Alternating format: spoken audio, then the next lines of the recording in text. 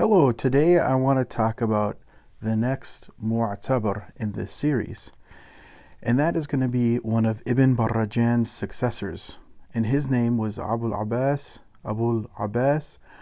Ahmad bin Musa bin Ata Allah as-Sanhaji, better known by the name Ibn al-Arīf. And he was born in Almeria in 1088. His father, al-Arīf, is said to have been the commander of the night watch in Tangiers. And he probably did not foresee his son following in his military footsteps, as he sent him to be apprenticed as a weaver. But the young Ahmad ibn al-Arīf refused. Instead, he dedicated himself to the Quran and to studying religion, and he eventually became the muhtasib in Valencia, where he later taught. So the muhtasib was an important position responsible for supervising the markets, enforcing public morality and safety, and then overseeing public welfare. So it might be like a police officer, we would say today.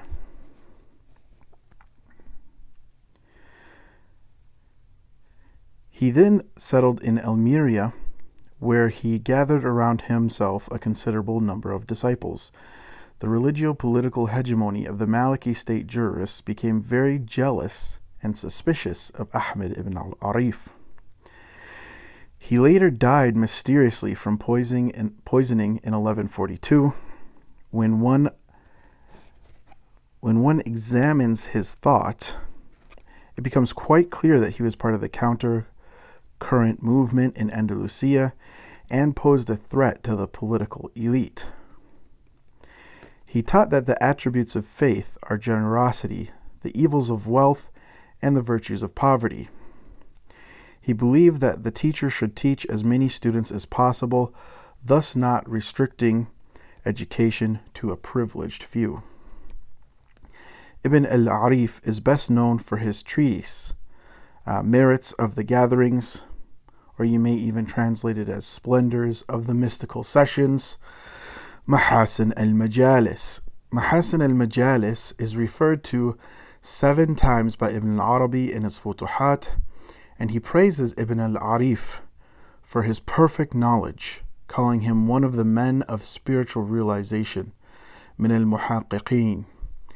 He refers to him as our master, Shaykhuna, the man of manners, Adib, saying that he had all the noble traits of a good character, makaram al-akhlaq, and that he was the compendium of all good, jima' al-khair. And so the text that Ibn Arīf is so famous for, Maḥāsin al-Majālis, it does exist in modern print by Palacios. And so the details of that I will put in the description below. I'll put some resources for further reading if you want to know a little bit more about Ibn al-Arīf.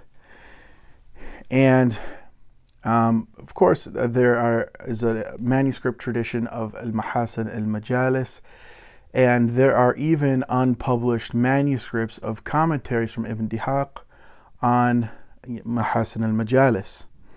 So this is a book that is really, I feel like, in the Muslim world, quite understudied.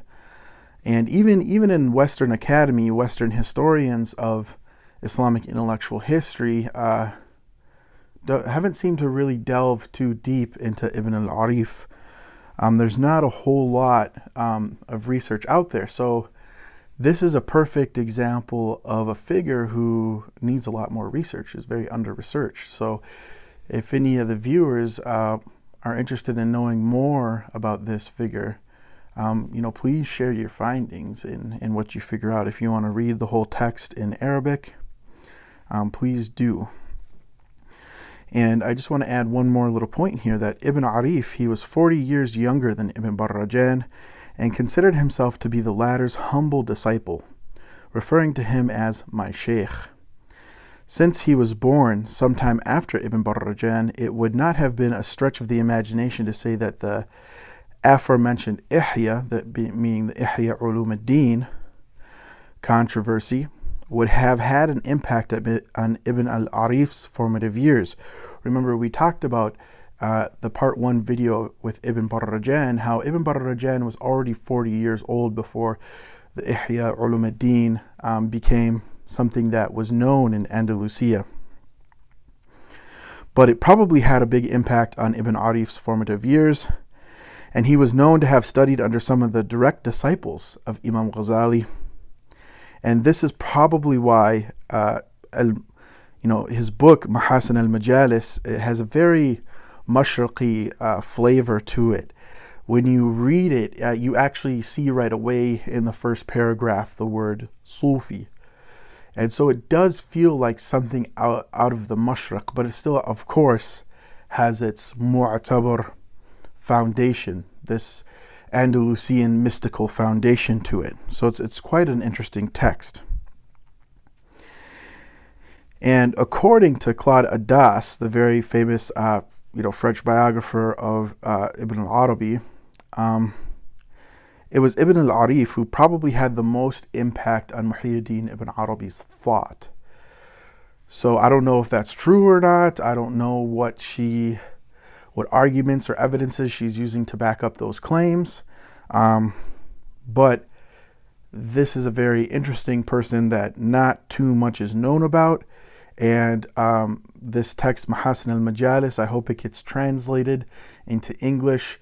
I hope more research is done into the text, its history, its influences, and its reception later on in history, because, like I said, it's just not much is known about it. So I just wanted to make this little video on Ibn al-Arīf, because even though not a lot is known about him, he seems to have had a big impact on the Mu'tabirun movement.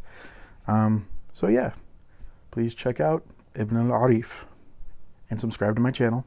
Please give it a like. Please comment your thoughts. I want to hear from you guys. Please let me know what videos you want to see in the future. Assalamu alaikum.